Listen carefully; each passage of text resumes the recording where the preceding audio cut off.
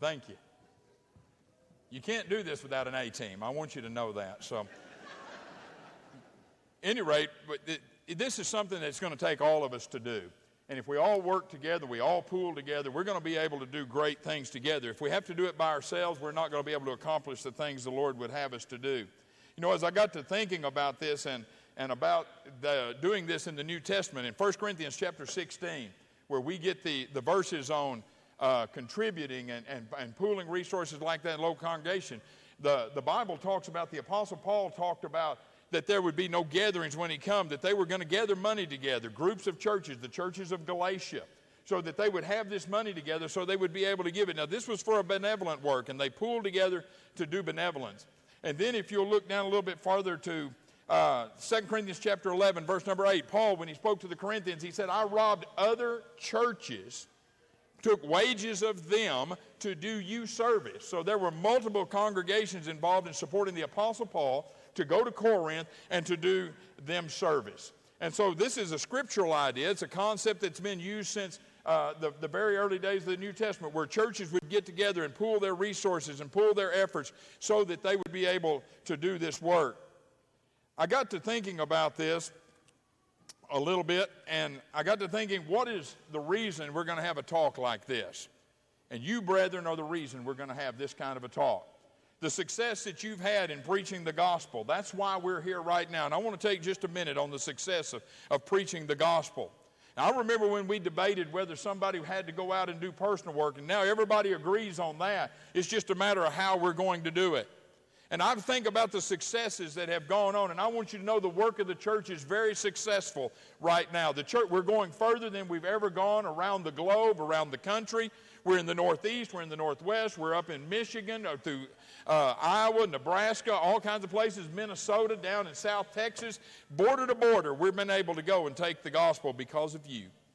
It is your success and your willingness to do these things that has caused that. And I want to give you a little bit of story about this so that you can understand what I'm talking about. You know, we want to hear the Master say, well done, good and faithful servant.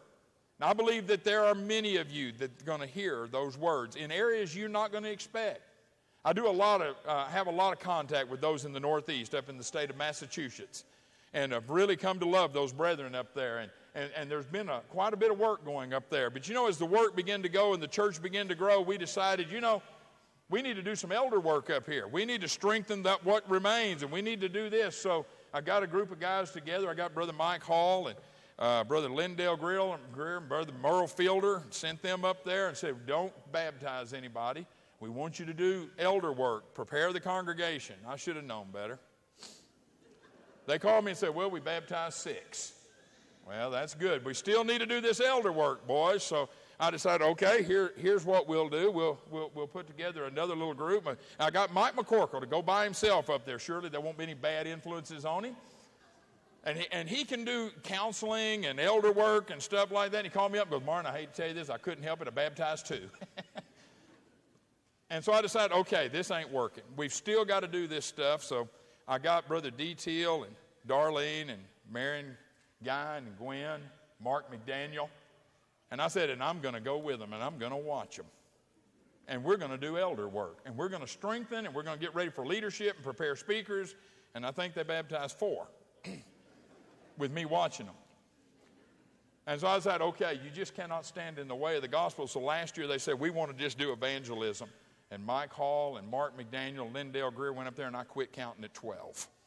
And I don't know how many they wound up with, but that's the kind of success we're talking about. I understand Brother Wayne Lowry just got back from the Northwest where they baptized 9. And this is happening all over the country, brethren.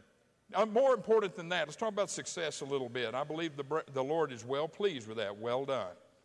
I think that whenever I think about families, we were going down to Beaumont to hold a meeting about a week or so ago, and sometimes young people from home will go with me on these meetings, and my niece Jamie and my daughter Destiny went with me, and we got to talking about the old days back in the 70s. It doesn't seem that long ago. At any rate, they wanted to know what things, and I got to talk about some of the ones that are elders that are at this program and all that, and some of the ones that are deacons and evangelists. They were the young people whenever I first started doing the work with Brother Jay Henderson, and now they've raised kids, and they were talking to me about children and young people that were coming up now. And the young people that I work with, they've come out and stepped out and became elders and deacons and evangelists to do the work that we're talking about doing. And they started talking about, we was out and we were having a Bible study and we couldn't think of a verse. And we didn't know what we needed to talk about. And we called a young man. And I told him I wouldn't embarrass anybody, and I won't. And he said, have you thought of these verses? And just off the top of his head, pulled it out. Titus, hang in there, son. I want you to know that's the kind of young men we need that'll dedicate themselves at a young age to go out and preach the gospel. My niece, Ricky, made a statement a while back that scared me to death. She said, I wouldn't mind marrying an evangelist. I met that with mixed reviews. I want you to know. I'm going to tell you right now that there's not a better life I don't think you could pick than serving in the Lord's kingdom. But I also know the sacrifices are going to have to make that happen.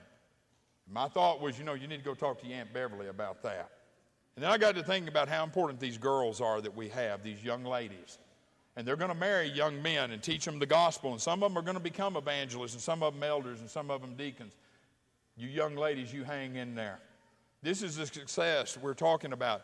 You parents that raise those young people, well done.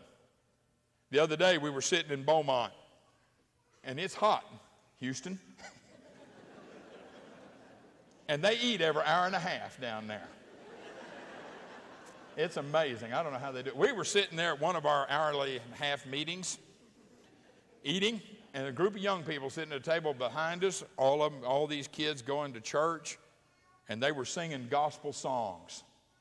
And I looked at Brother Tom Hicklin, and he looked at me, and we thought the same thing. The church is in good hands. The next generation is going to be just fine and probably do a lot better than this generation has done. That's the success I'm talking about. With success comes problems. These are good problems to have. There's no doubt about that. If we're not pushing for continuous growth, then these problems don't occur. This was a constant problem in the New Testament. In 2 Corinthians chapter 11, verse number 28, Paul talked about all the things that he went through. And then he said, and upon all that comes the care of the churches. If the church isn't growing, it's not a big deal. It's not a problem. If you're not going out and pushing and not moving forward, it's not a problem. Now, I'm going to tell you something. Satan has told you a myth. He's told you a lie. And I hope my brethren here have not bought into it. You know what that lie is? How y'all doing? We holding our own? No, you're not. If you ain't going forward, you're going backwards.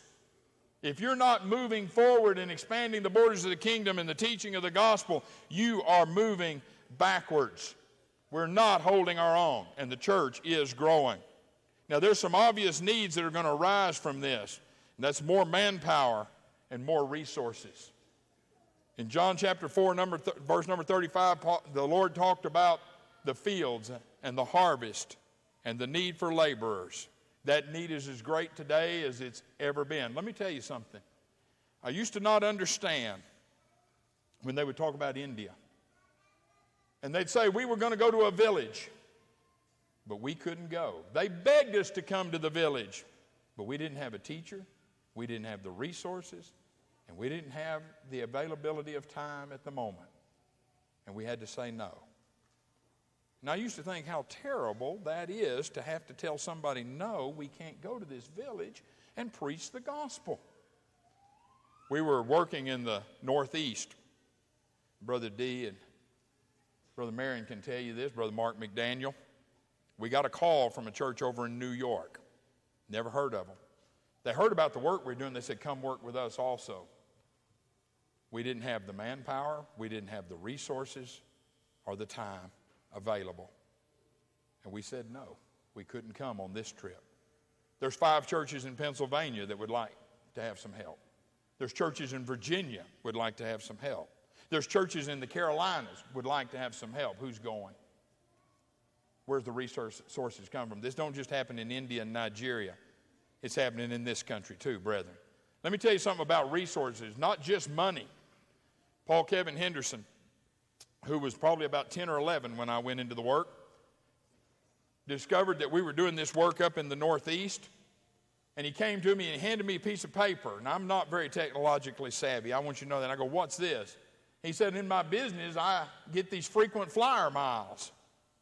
And he said, I want you to take some of these, and it's for 2 tickets. And you can fly where you want to. And we took those frequent flyer miles and we flew to Massachusetts to do the work. Wasn't money, but it was the same as.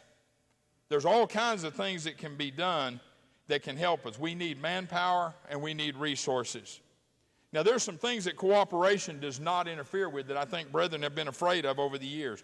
One of them is autonomy. Brethren, because we work together does not mean our congregations are not autonomous. You still in the local congregation are making the decision of what works to be involved in and what works not to be involved in. You do not give up your autonomy because you happen to work with other congregations in pooling some resources, either to build a building, do benevolence, or preach the gospel. It does not give up autonomy. Elder oversight. The elders do not give up their oversight once they get involved in cooperating with other churches. If you'll look in the New Testament in Acts 11 and 29 and 30, the Bible says that they sent the money that was gathered there in 1 Corinthians 16 by the hands of Paul and Barnabas. They took it to Jerusalem. They put it in the hands of the elders there. Now, I want you to note, elders have little oversight once the work is supported. Once we make the decision at home that we're going to support the work in the Northwest, and we send Brother Merle or Brother Craig, we send them a check that they can go up and do that work. We have very little oversight after that. We have to trust the people that are doing the work, and we trust those brethren to do the work. Once this money was put into the hands of the elders of Jerusalem, the elders other places had very little oversight of it, but they had confidence in Paul. They had confidence in Barnabas. Just like we have confidence in these brethren that are overseeing these works and are involved on the ground in these places. Now, I want you to know that every one of us that have been involved in the work of the church understand one thing.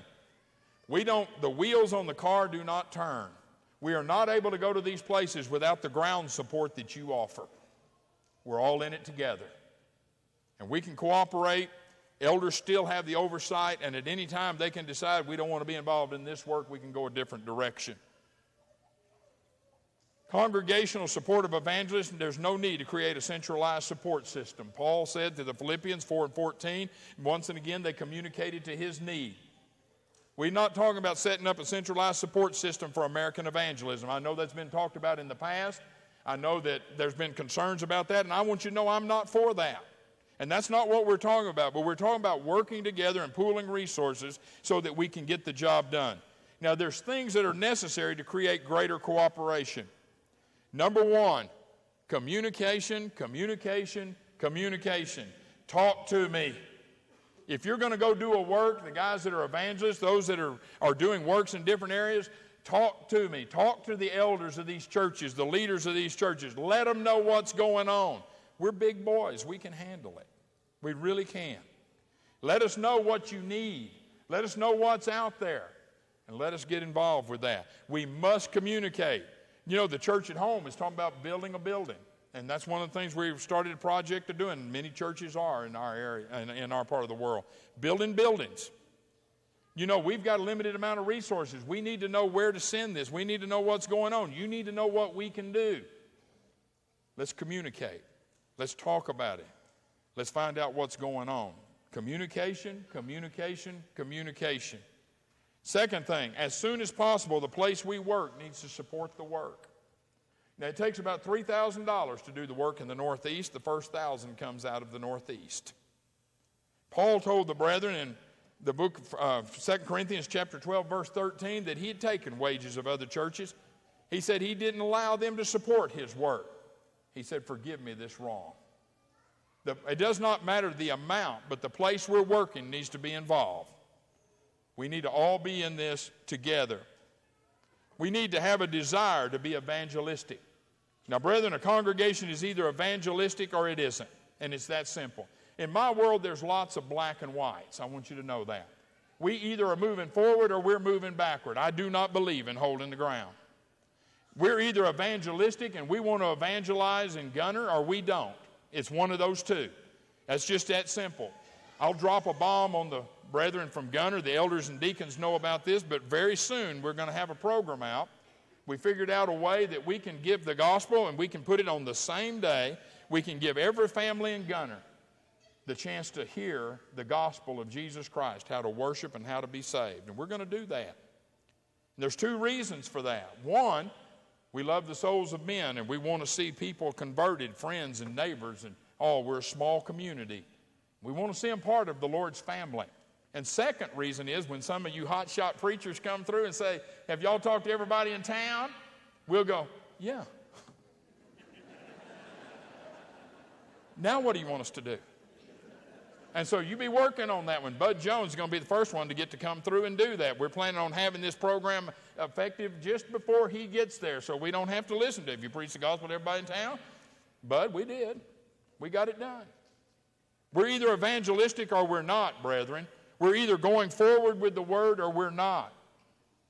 You know what? I know of very few congregations that do not support work abroad in other areas that are also evangelistic at home.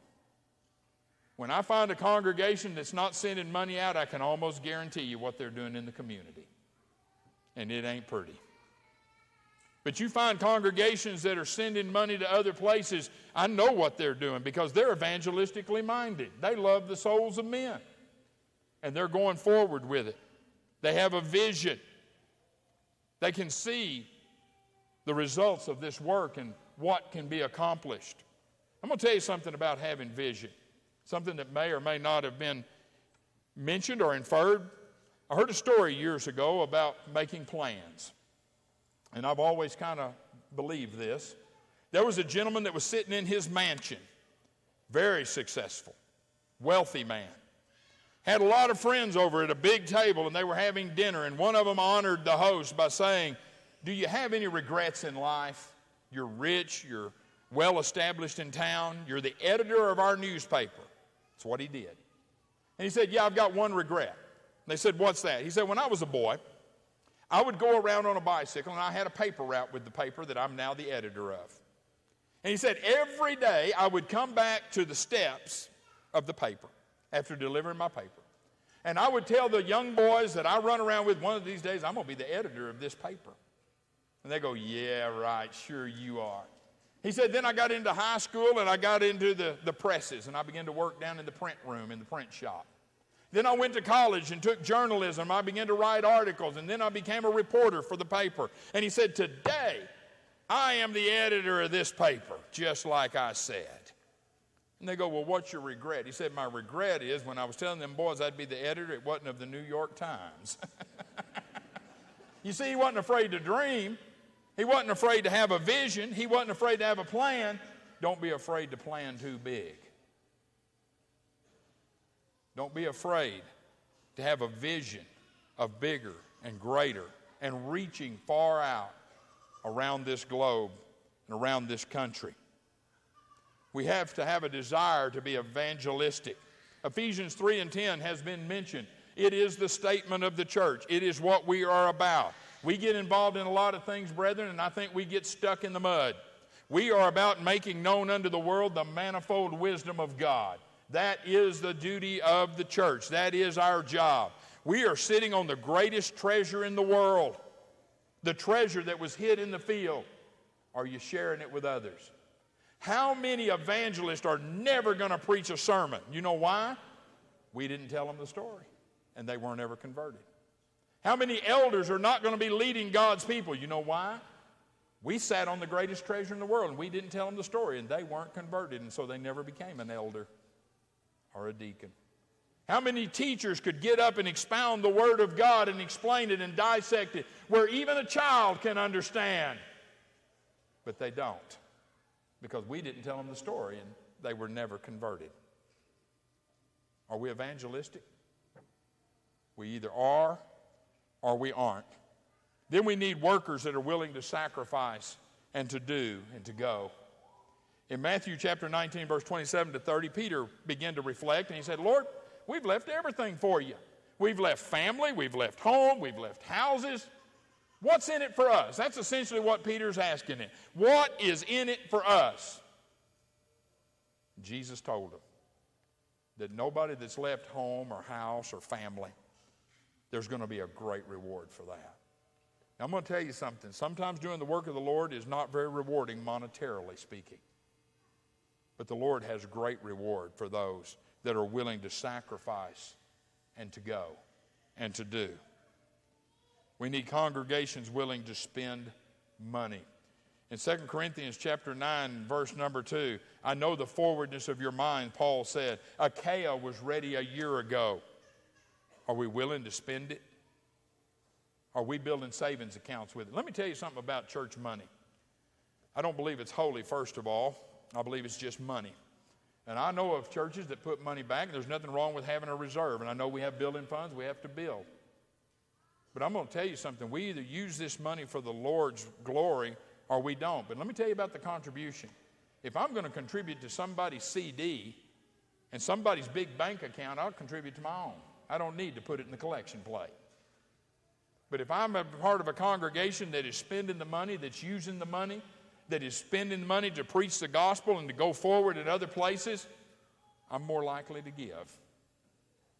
Leaders, are we spending the money? Are we using it the way the brethren would like to see it used for the preaching of the gospel? You sit on that thing and you build yourself a big account and you see what happens. You see how big the contribution is. They were ready a year ago, the apostle said. Then we need faith. Faith, faith, faith. Do we really believe? Do you truly in your core believe in the power of the gospel? Paul said, I'm not ashamed of the gospel of Jesus Christ, for it's the power of God unto salvation. Then he listed to the Jew and then to the Greek. Let me tell you something. Some of us weren't fortunate enough to be, quote, raised in the church. Some of us come a different route. We come up through the world. We hadn't really thought about this church thing. And when we met people like you, brethren, it was an amazing thing to us. When I first come to the church, I began to see local brethren, and they would talk about the Bible, and they would quote Bible verses in their everyday talk, just like it was part of them. And I didn't know if it was legal or not because none of them been in seminary. I mean, can you do this without a license? Can you quote Bible without a license? I mean, I'd never heard of nothing like that, and it was absolutely amazing. These people are walking concordances. It's great. And it was very impressive. And then I heard men preach, men that were in the heating and air business, the home inspection business. And lo and behold, they could preach. And they knew their Bible. Could you do that without a license? Could you do that without going to college and seminary? And I decided I wanted to be a part of that. And then I heard about the gospel. And I realized all this time, I thought I was saved, but I needed to obey the gospel. I want you to know, guys like me, we believe in the power of the gospel because it worked on us. It is the power of God unto salvation. I'm standing here before you today because a young lady told me the gospel, and I obeyed.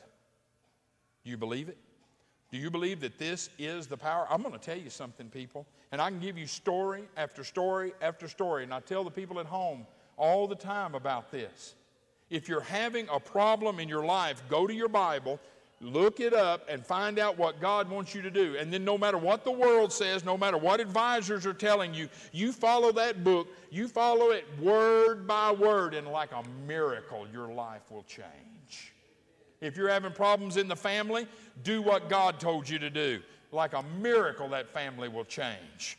You're having a problem with the kids, do it God's way. It'll change like a miracle. Is your life going the wrong way?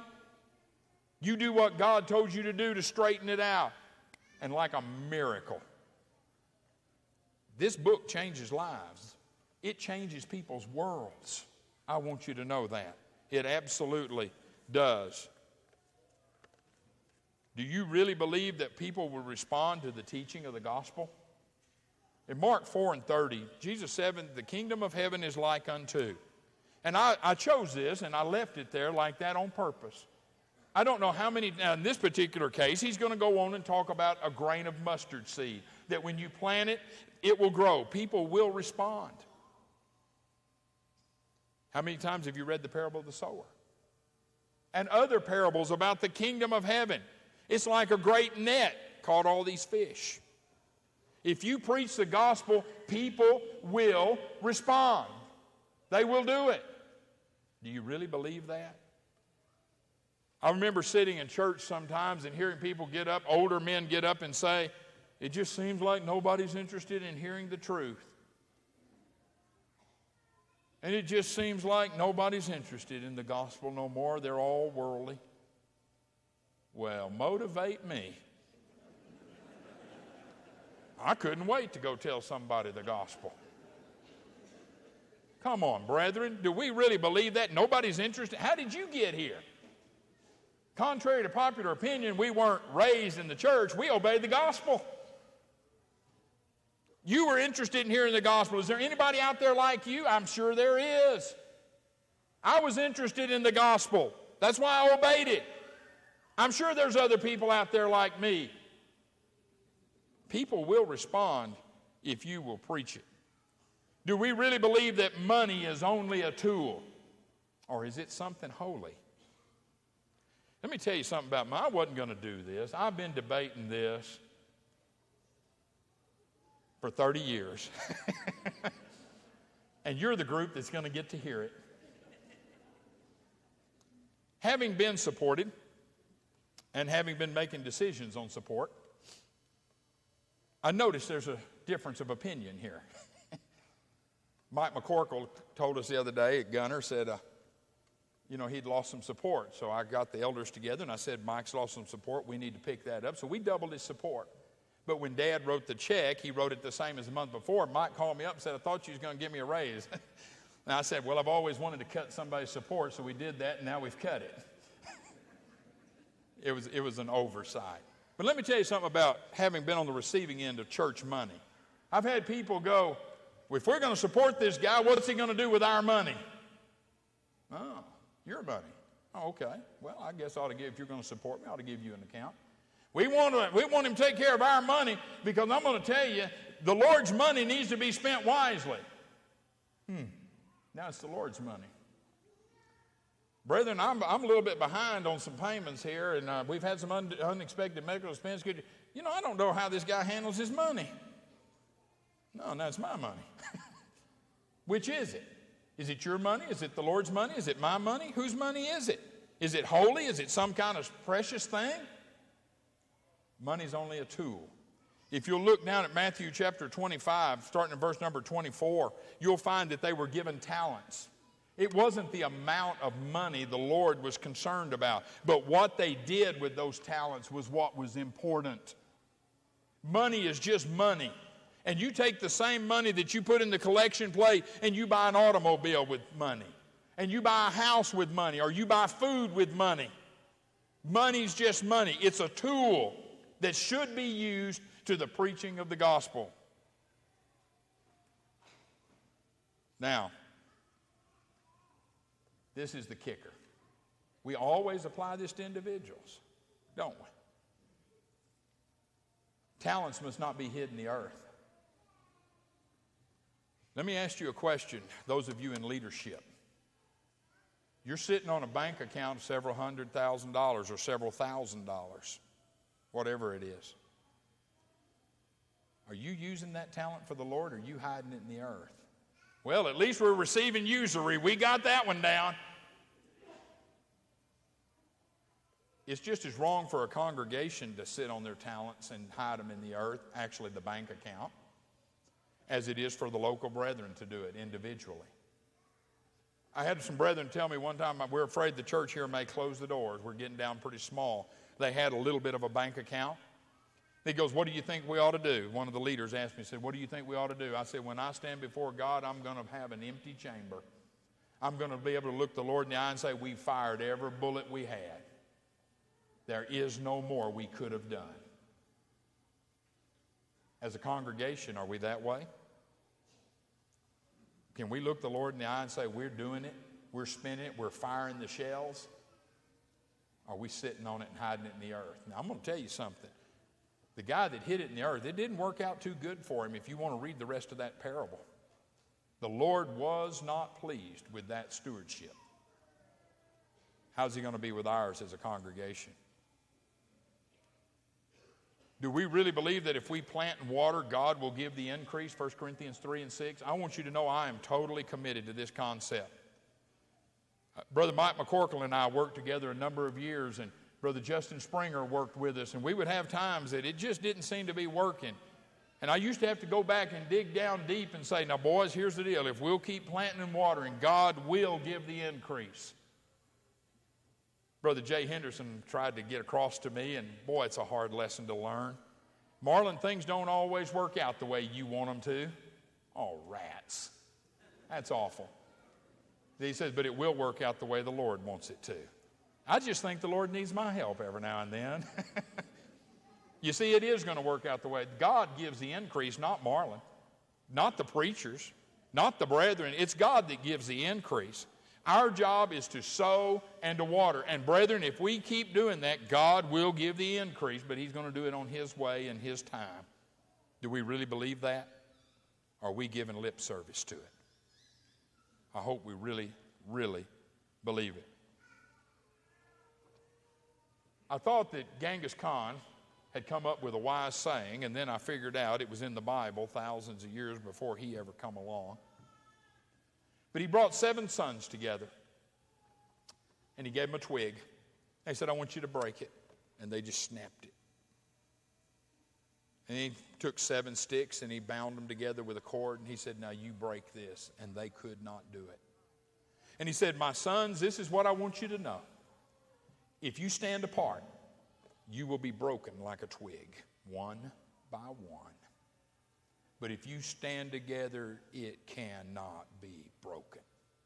And I want you to know, brethren, that that's the way we are. I found out that's in the book of Ecclesiastes, incidentally. But sounded better from Genghis Khan than Solomon, I guess. I don't know. At any rate, if we stand together, we won't be broken.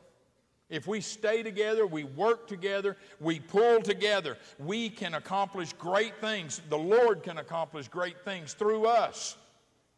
Stand alone, and we run the risk of being broken like a twig.